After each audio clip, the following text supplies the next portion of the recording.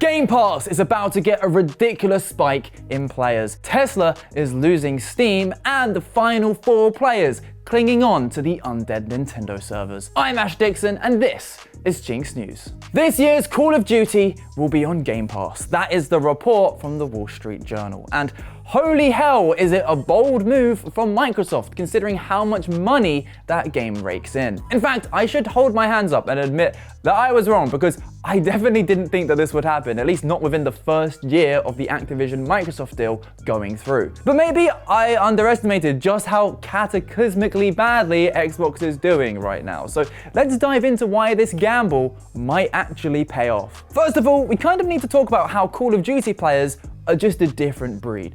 Not in terms of skill or their ability to spew projectile streams of verbal diarrhea in game lobbies, but instead their simplicity. Because Call of Duty players like Call of Duty, and basically only Call of Duty. In fact, back in 2021, some leaked data revealed that over 1 million PlayStation players only played Call of Duty and nothing else. And around 6 million PlayStation gamers spent 70% of their time playing only Call of Duty. Those are crazy numbers. Now, you can very much assume that those proportions are similar on Xbox, but as we all know, the Xbox has done abysmally this generation. So yeah, adding Call of Duty to Game Pass might mean you're losing out on some of those straight $70 purchases, but those players would never get Game Pass without it, because they have no interest in playing anything else. Now they can just sub, not take the big $70 hit, and they get what they want. And because they only play Call of Duty, they're not going to unsub, meaning by the time the next one's out, they've actually spent $120 minimum,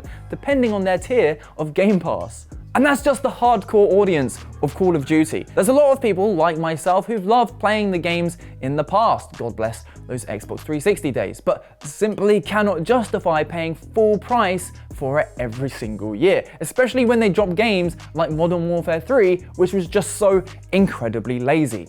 I would normally dip into a new Call of Duty maybe every 3 or 4 years, but if it's on Game Pass, yeah, screw it, I'll obviously play it. And yeah, that means a huge chunk of the player base will be from people who already had Game Pass and technically haven't paid for Call of Duty. But then come the flashy skins and the battle passes, and you can bet that a good proportion of those players will fall hook, line and sinker. A bunch of people that would not be playing if it weren't for Game Pass. Now, there is the argument that it might also help Xbox's abysmal console sales. It easily makes it the most value for money option. Though we're so deep into this console generation, I don't think it will actually change much. Either way, it's a bold move from Microsoft, one that, to be honest, screams desperation. The Wall Street Journal is reporting that they'll make the announcement next month during the Xbox Showcase, which is also when the new Call of Duty is set to be revealed, although we all basically know it's a new Black Ops set during the Gulf War. And I am very curious what you think. Is this a smart move from Microsoft? Do you plan to give Call of Duty a go if it drops on Game Pass? Do let us know down in the comments. In a move that surprises basically nobody, Tesla are dropping Steam support inside their newest cars. Yep, 3 years after Elon Musk first announced that games like Cyberpunk would be playable in the vehicles, which saw the company's stock rise by 19%, and just 18 months since it was first rolled out, new Model S and Model X buyers are being told that Steam support will soon be dropped. Now, for all the boomers out there who are praising the decision because of safety concerns, I'll remind you again that the games can't be played while the car's in motion, so that's not an issue here. Although that's only because Tesla were investigated by highway authorities. No, the more likely change is because of its change in architecture. After all, it's only new vehicles that are affected, and considering Tesla laid off 600 people a few days ago, it's likely not that high on the priority list. There's also speculation that they're switching out to less powerful GPUs. Either way, things aren't looking good for Musk or Tesla. A woman recently went viral after allegedly being locked inside her car in 46-degree heat during a vehicle update. And yes, I do mean Celsius. But in a way, I guess you could market the car as doubling up as an oven now. Talk about innovation. Sadly, if, or more likely when, something like this happens again in the future, they'll no longer be able to keep themselves occupied by playing Steam games like Elong Plug, which I think we'll all agree is a massive shame. Earlier this year, Nintendo tragically shut down the servers for both the 3DS and the Wii U. And yeah, not many people played on those anymore, but it's about the principle. We paid for those games, and we still want to play them the way that God Miyamoto intended. Well, a few beautiful stubborn so-and-sos said no, I ain't leaving, and when the plug was pulled on the 8th of April, they refused to turn off their consoles, and somehow they remained connected to the now undead Nintendo network. Sadly, if your game freezes or your console turns off or crashes, then that's it.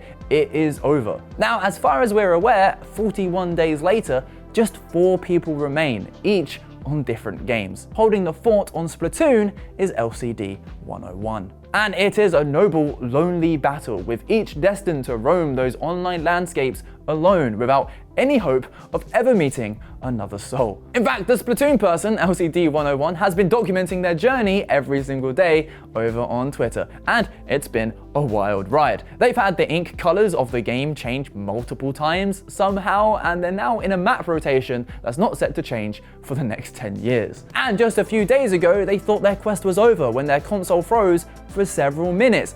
Miraculously, they sat tight and the game returned to life. And it's yet another example of why I love the gaming community. They know that ultimately this only ends in one way, but it's not about winning, it's about sending a message. How long these people will hold on for, God knows, but long may they reign.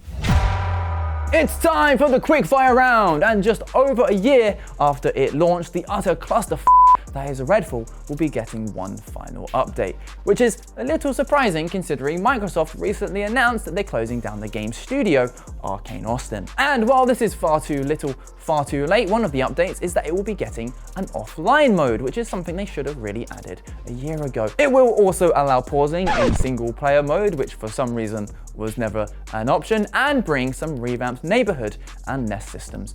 Maybe its player count will now go up to double digits. Moving on, and we're going to talk about Fallout and Fortnite. That's because Fallout is coming to Fortnite. Fortnite's official Twitter account shared this none-too-subtle image over the weekend, and in-game they announced that Chapter 5 Season 3 would come courtesy of the Brotherhood of Steel when it launches on Friday. Data miners have predicted that Season 3 will be Apocalypse themed, so this definitely tracks. And finally, from 2 huge games to the huge game, because Minecraft celebrated its 50th birthday on Friday. And with the movie less than a year away now, 2 of its stars are kicking off the promo season. Take a look. Yeah, look at my pickaxe. It's Kickaxe. Ready? Yeah. Kink. Let's feast. While you may not be able to eat that cake, what you can do is get a free cape in-game. Thanks, Minecraft, and happy birthday. Do you know who else's birthday it is? Not mine, or this channel's, but it is Cher's. And if you want to share in the celebrations, then I got you, babe. Hit up our Patreon Jinx Plus for a whole load of extra juicy content. See you on Wednesday.